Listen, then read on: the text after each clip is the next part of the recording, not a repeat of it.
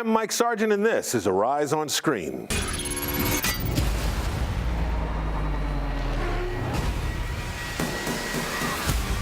Marvel's Captain America, the Winter Soldier, picks up where Marvel's The Avengers left off. Chris Evans as Captain America and Scarlett Johansson as the Black Widow.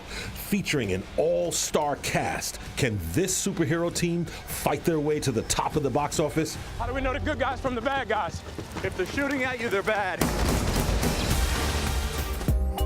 Every filmmaker has one, a first film.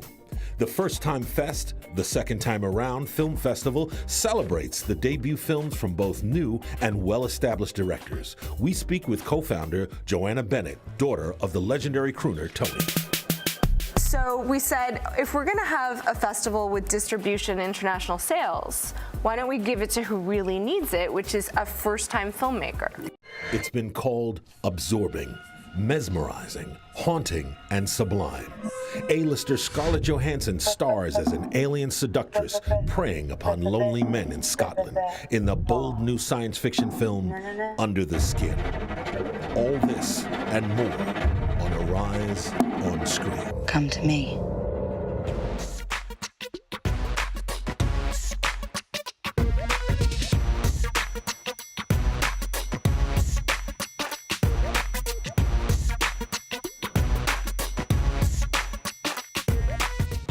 Hello, I'm Mike Sargent, and welcome to Arise on Screen, your global home for films both on screen and behind the scenes. So let's get to it. First, with this week's box office winners. Noah tops the box office this week, followed by Divergent, God's Not Dead, The Grand Budapest Hotel, and The Muppets Most Wanted, rounding out the number 5 spot. And in movie news, Be safe. Be strong. Harry Potter fans are ecstatic. Reports have Warner Brothers creating franchise magic again, with author J.K. Rowling, who's adapting her Hogwarts textbook, Fantastic Beasts and Where to Find Them, into a new trilogy for the big screen. Rowling penned the 54-page book 13 years ago and says the story starts 7 decades before the Harry Potter saga. Where is my super suit? After suiting up as the voice of Frozone in the 2004 animated hit The Incredibles, Samuel L. Jackson could be looking for his super suit again. The actor, who made entertainment headlines this year when during an interview he let loose on a reporter who mistook him for actor Lawrence Fishburne, says he and The Incredibles sequel writer-director Brad Bird have talked about the future of Frozone. You know, every time I run into Brad, he always tells me, you know, Frozone's going to be part of whatever's going on, so I have to believe that, and I think The Incredibles, I guess they'd be The Incredibles without Frozone, but I think Frozone would be a wonderful, wonderful addition to what's, you know, already there. Its name is legendary. They call it the Pink Panther. A brand new generation of moviegoers will be introduced to the iconic Pink Panther franchise that's been around for over 50 years. This latest installment of the franchise will be a hybrid of live action and animation, focusing not on Inspector Clouseau, but rather on the animated pink feline that appears in the movie's opening credits. The iconic Henry Mancini theme music will, of course, be in full effect. All your money in the bag. Do you know what you're doing? Do you know whose money you're jacking? Fans of mobster Tony Soprano will soon get to see actor James Gandolfini in his final film performance in the upcoming movie, The Drop. Fox Searchlight released the first trailer of the crime drama where Gandolfini plays a bar owner who has underworld dealings with, who else? Local gangsters. The Drop is scheduled for release in September of this year. When I walked into a place people sat up straight, they noticed. I was respected. I was feared. And in festival news, the Palm Beach International Film Festival starts April 7th in Palm Beach, Florida. Opening night kicks off with the film Belle, which is based on a true story. Gugu Mbatha Raw plays Dido Elizabeth Bell, the illegitimate mixed-race daughter of a Royal Navy admiral and an African woman. Dido navigates the white world of family privilege and falling in love as a woman of color during slavery times in England. When she finds love, it proves to be a history-changing event for all involved. Belle comes out in theaters in May. Today I'm joined by film critics and entertainment journalists Edie Nugent. Hi, Mike. And Valli Dawn. Hi. Welcome back, Valli, and welcome, Edie. Thank you so much. I'm glad to be here. And since we're going to be talking about Captain America, and we've got Scarlett Johansson, who's not quite a superhero in one of her films, I got to ask you, I'll ask you first, Edie, what is your favorite superhero movie? You know, asking that question of a comic book nerd like myself is very difficult. Okay. But I have to say I have a soft spot for X2, the second X-Men movie. It really, to me, really sort of put superhero movies on the map in that it fully realized the soap opera qualities of the X-Men team. And also it has Nightcrawler, which is my absolute favorite character. Now, what about you, Valli? I'm going to say Iron Man because I just love Robert Downey Jr.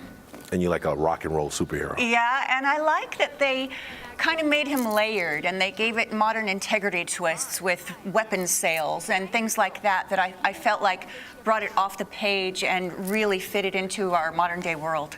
Well, I have to say it's very difficult for me too, Edie, because I love comic books. But I'd have to say probably the first Spider-Man movie, because Spider-Man was my favorite character, and I really felt that Sam Raimi got the feeling of what it was to be Peter Parker, Aunt May, the whole, I like the boxing and the criminal that got away and all of that. So that would be my choice. Yeah. So we'll be back. It's finally here. One of the most hotly anticipated films of 2014, Captain America, The Winter Soldier, bursts its way on screen this week, starring Chris Evans as the Captain, Samuel L. Jackson as Nick Fury, Scarlett Johansson as Black Widow, and Anthony Mackie as the Falcon. Does this latest superhero epic kick butt? When we return, here on Arise on Screen.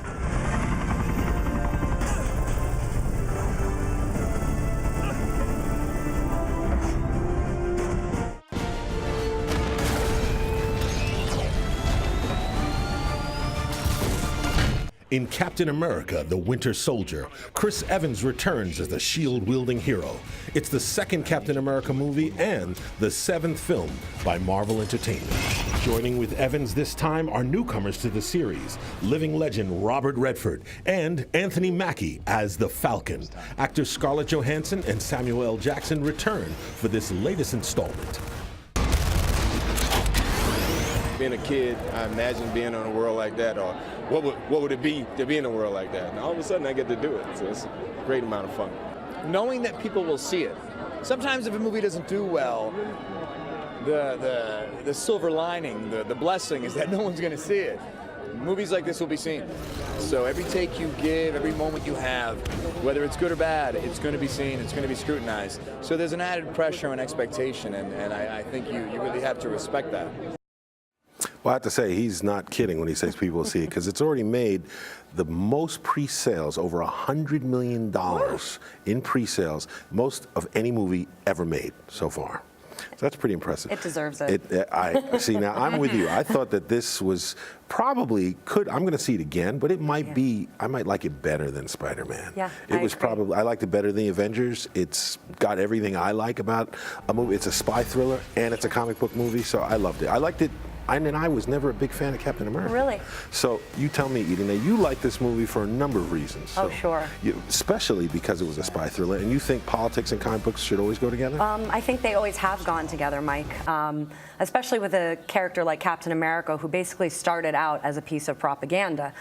Captain America issue 1, he's punching out Hitler on the cover. That's true. Very famous cover, and technically he entered World War II before America did. Really? Yes, that issue came out before America entered World War II. So I think that it's just right for them to, with this second movie, get into the politics of who the Cap is and sort of his identity as the conscience of American democracy. Well, one of the things I like about this movie is the fact that they included the Falcon and they've updated him, because I never liked what they did with the character. And Valli, you thought that that was one of the strong points of the film, too. Major update, loved it. And I loved the interplay between the two. Loved the little scene in the beginning with the music and catching up on modern trivia and then tying it at the end. I don't want to give it away, but I really loved this. This could be my favorite of all time as well.